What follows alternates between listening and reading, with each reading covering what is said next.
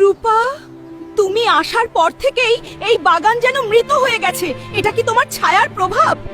মা, সব ফুল তো গাছে ফোটে না, কিছু ফুল তো মনে ফোটে। তোমাকে সব সময় হাসতে হবে রূপা। এই বাড়ির ভাগ্য তোমার হাসির উপর নির্ভর করছে। মা যতই বকুক, তোমার হাসিটাই আমার পৃথিবীকে রঙিন করে দেয়। রূপা, তুমি দুর্ভাগ্য নও, তুমি বন্দী।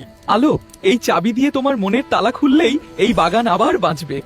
কিন্তু তুমি যদি কাঁদো, সত্য বেরিয়ে আসবে, যা কেউ থামাতে পারবে না। এই চাবি কোনোদিন ব্যবহার করবে না রূপা। তুমি হাসলে এ বাড়ি সোনার হবে, আর কাঁদলে সব ছাই হয়ে যাবে। যে হাসিতে প্রাণ নেই, সেই হাসি দিয়ে আমি পাথর হয়ে থাকতে চাই না মা।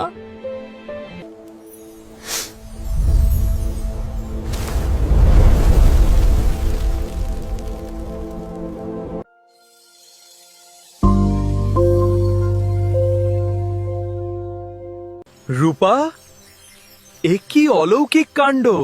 মরা বাগান আজ স্বর্গের মতো রঙিন হয়ে উঠল কিভাবে? থাম রূপা, ওই চাবি ঘোরালে আমার 1000 বছর রাজত্ব শেষ হয়ে যাবে। তুই চিরকাল আমার বন্দী থাকবি।